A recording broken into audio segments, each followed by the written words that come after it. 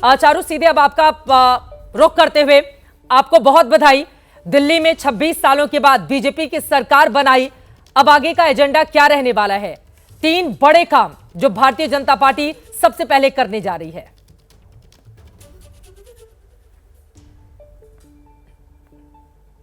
चित्रा जी नमस्ते। आज बहुत ही खुशी का अवसर है। दिल्ली से ऑफिशियली आपदा चली गई है और रेखा जी ने अब शपथ ले ली है। आने वाले समय में बीजेपी के एजेंडा बिल्कुल क्लियर है।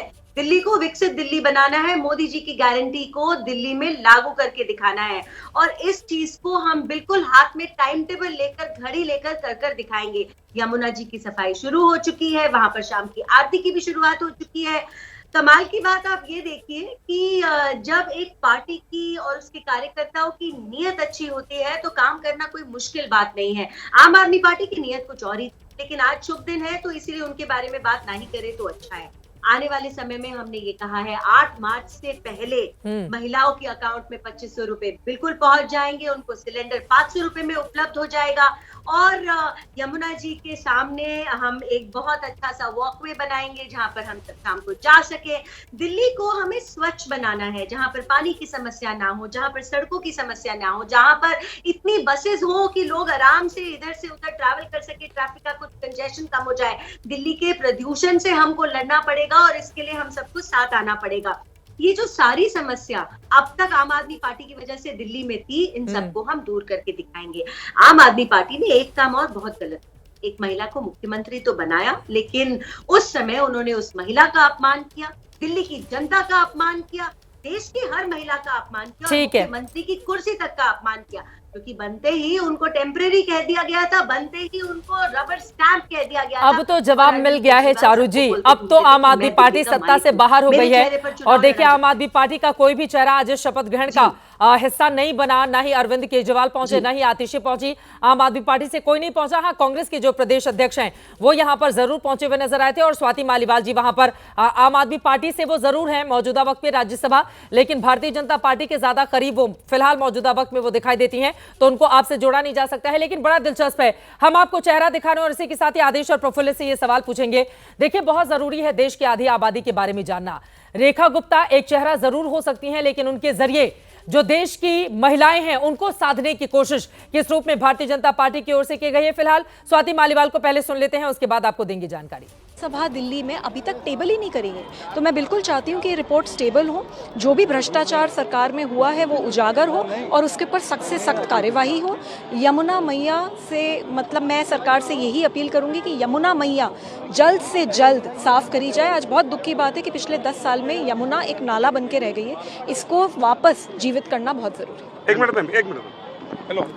स्वाति मालीवाल को आप सुन रहे थे, उनकी ओर से कहा गया है कि जल्द से जल्द यमुना की साफ सफाई हो, इसकी हम उम्मीद करते हैं। 10 सालों में जो यमुना का पानी वो नाला बनकर रह गया था। हालांकि आपको बताते चले बहुत ज्यादा समय नहीं हुआ आम आदमी पार्टी से उनका रिश्ता अलग हुए, इसलिए स्वाति मालीवाल को लेकर भी कई सवाल खड़े हो सकते हैं कि पहले से लगातार जब आपका हिस्सा थी तो उस समय कामकाज क्यों नहीं पढ़ा है। लेकिन यहां पर आपको तस्वीरें दिखा रहे हैं रेखा गुप्ता की। मुख्यमंत्री के तौर पर शपथ ग्रहण उनका हो चुका है और इसी के साथ ही एक नया आगाज राजधानी दिल्ली में हुआ है। एक महिला चेहरा भारतीय जनता पार्टी जो मजबूत शासन देने के लिए जानी जाती है। यकीनन आतिशी को जिस रूप में सत्ता सौंपी गई थी, यकीनन उस तरह की सत्ता यहां पर नहीं सौंपी गई है।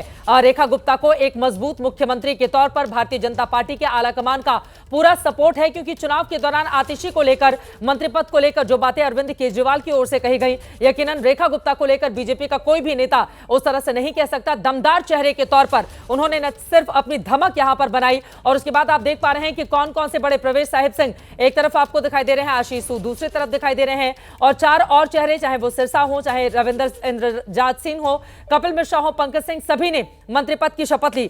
लेकिन अब तक देश में 18 महिला सीएम हुई हैं। शीला दीक्षित के नाम इस दिल्ली ने सबसे ज्यादा लंबे समय तक 15 साल 25 दिन का कार्यकाल उन्होंने पूरा किया और सबसे ज्यादा लंबे वक्त तक महिला मुख्यमंत्री रहने का रिकॉर्ड भी उनकी ओर से बनाया गया है। जे जयललिता 14 साल 124 दिन के लिए रही। ममता बनर्जी अभी पश्चिम बंगाल की सीएम है, 13 साल 120 दिन अभी भी वो मुख्यमंत्री हैं। वसुंधरा राजे भारतीय जनता पार्टी की ओर से 10 साल 9 दिनों तक उन्होंने अपनी सरकार चलाई। राबड़ी देवी 7 साल 190 दिन तक रही। मायावती 7 साल 5 दिन तक रही। हालांकि अलग अलग वक्त पर आपको बताते चले उनकी ओर से कमान संभाली गई थी। शशिकला कोटकर रही थी, नंदिनी सत्यपति, सुचिता कृपलानी रही थी। इस तरह से तमाम वो चेहरे हैं। लेकिन मौजूदा वक्त में अगर पूरब से पश्चिम, उत्तर से दक्षिण आप झांक कर देखते तो सिर्फ पश्चिम बंगाल ही वो राज्य आपको नजर आता जहां पर ममता बनर्जी के तौर पर एक महिला मुख्यमंत्री आपको दिखाई दे रही थी। तो कम से कम देश के दिल में, दिल्ली में एक महिला को यह कमान दी गई है और इसका स्वागत किया जाना चाहिए कि महिलाओं की जो आवाज है उसको और मजबूती से उठाने की और दिल्ली की जनता के भले के लिए जिन उम्मीदों के साथ उनको मैंडेट दिया गया है उस पर रेखा गुप्ता काम करेंगी। राजेश गुप्ता जी हमारे साथ जुड़ चुके हैं। आप स्पोक्स पर्सन हैं आम आदमी पार्टी के और आपको बताते चले 15 फरवरी का दिन था जब राजेश गुप्ता जी एबीपी न्यूज के स्टूडियो आए थे। दिखाइए भाई, उनको दिखा दीजिए, तब मैं ये सवाल करूं उनसे। और हम लोगों ने पर्ची निकलवाई थी कि मुख्यमंत्री के तौर पर बहुत सारी पर्चियां हैं, उनमें से निकालिए। तो 2-2 बार अगर किसी की पर्ची निकली थी तो वो रेखा गुप्ता ही थी और राजेश गुप्ता के हाथों रेखा गुप्ता की पर्ची निकली थी। तो आज आपकी बात सही साबित हुई। देखिए आपके हाथों में क्या कमाल है, किस्मत आप तय कर रहे हैं राजेश गुप्ता जी, क्या कहेंगे? सीएम पद की शपथ ले ली है रेखा गुप्ता ने। देखिए, मैं बहुत बधाई देता हूँ रेखा गुप्ता जी को और पूरी उम्मीद करता हूँ अपनी तरफ से, अपनी पार्टी की तरफ से और दिल्ली वासियों की तरफ से कि जो वादे बीजेपी ने करे सत्ता में आने से पहले उनको पूरा करेगी। अभी हमारी बहन ने जो बातें करी कि 8 तारीख को ये चीजें होनी शुरू हो जाएगी, बड़ी अच्छी बात है, करें, हम यही तो चाहते हैं। और नहीं करेंगे तो आपने जो जनता ने हमको काम सौंपा है विपक्ष में बैठने का, एक वॉचडॉग का, कि काम करते हैं या नहीं करते हैं, और करते हैं तो अगर अच्छा नहीं करते हैं तो उसके लिए हम सड़क से संसद तक आवाज उठाएंगे, यही हमारा काम है। तो आज तो जो शपथ ली है उसकी बहुत बहुत शुभकामनाएं। लेकिन कोई पहुंचा क्यों नहीं आम आदमी पार्टी? देखिए इतना बड़ा दिल तो आम आदमी पार्टी को दिखाना चाहिए था। 11 सालों से आपका शासन था, आतिशी जी, अरविंद केजरीवाल, कोई नहीं पहुंचा। इतना बड़ा शपथ ग्रहण समारोह, रामलीला मैदान से तो आप लोगों का खास नाता रहा है राजेश जी। हम लोगों ने तो आम आदमी पार्टी का अभ्युदय इसी रामलीला मैदान से देखा है, अन्ना आंदोलन के दौरान से ही। लेकिन आज जरा सोचिए, उसी रामलीला मैदान से आप लोगों ने दूरी बनाकर रखी। चित्रा जी, मुझे याद नहीं आता 3 बार अरविंद केजरीवाल जी जब मुख्यमंत्री बने तो क्या भाजपा की तरफ से कोई आया था? डॉक्टर हर्षवर्धन गए थे, 2013 में ही गए थे, मैं आपको बता देती हूँ। अच्छा, गए थे तो बहुत अच्छी बात है। 13 में मैं विधायक नहीं था, क्योंकि 15-20 में मैं खुद विधायक था, तो उसका मैं बता सकता हूँ कि मेरी जानकारी में ऐसा नहीं हुआ है। तो मेरा यही कहना है कि कोई बात नहीं। मेरे को जहां तक आपने, आतिशी जी ने, गोपाल राय जी ने, खुद अरविंद केजरीवाल जी ने, मैंने ट्विटर हैंडल में उनके देख रहा था, सबने बहुत बधाई दी है रेखा गुप्ता जी को। मैं आपके सामने पूरी पार्टी की तरफ से प्रवक्ता हूँ तो मैं भी बधाई दे रहा हूँ। और बहुत अच्छी बात है कि किसी तरीके से आपने रेखा गुप्ता की जो पर्ची निकाली थी थोड़ा उसको दिखा देते हैं, उसके बाद सवाल। रेखा गुप्ता निकल जाए, 2 बार रेखा गुप्ता का नाम सामने आया है। हाँ। लेकिन देखिए 2 बार हमारे स्टूडियो में 15 फरवरी की वो तारीख थी जब राजेश गुप्ता ने पर्ची निकाली थी दूसरी बार, और एक बार हमारे साथ एक पॉलिटिकल एनालिस्ट बैठे थे, उनकी ओर से पर्ची निकाली गई थी। तो देखिए मतलब क्या कमाल है राजेश गुप्ता जी। और अब एक गुप्ता ने दूसरे गुप्ता को किस अंदाज में बधाई दी है, थोड़ा वो भी बता दीजिए।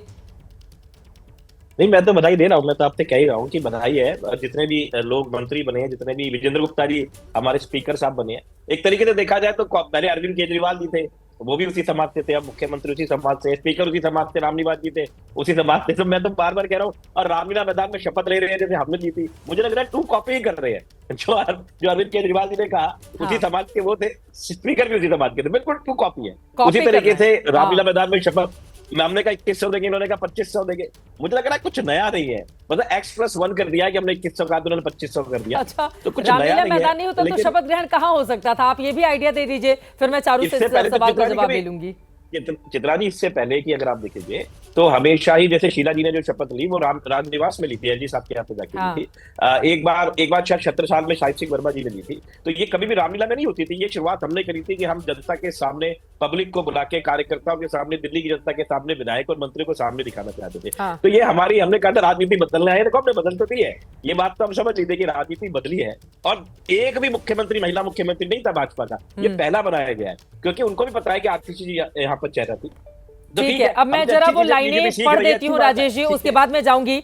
देखिए 2013 में जब उन्होंने शपथ ली थी तो गीत गाया था केजरीवाल जी ने, इंसान का इंसान से हो भाईचारा, यही पैगाम हमारा। और उसके आगे की लाइनें भी जिसकी वजह से आम आदमी पार्टी को समझ में नहीं आया और फिर आप लोगों को सत्ता से बाहर होना पड़ा।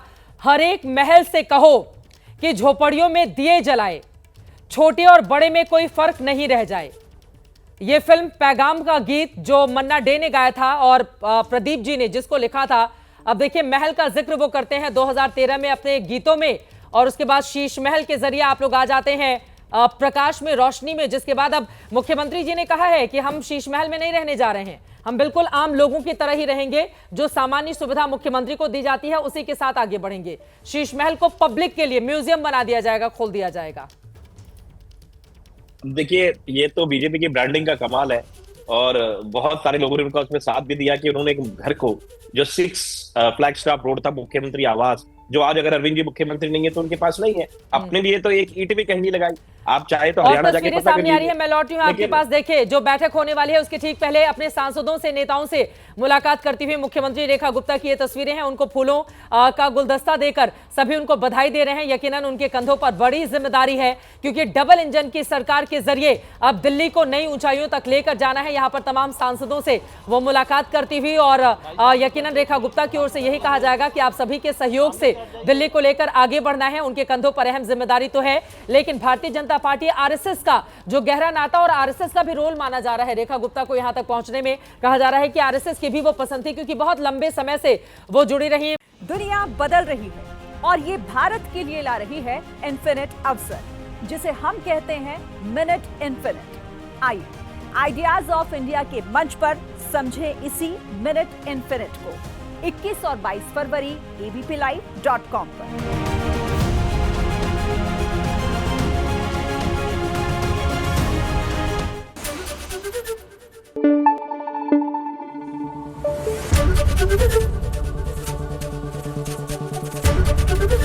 एबीपी न्यूज आपको रखे आगे।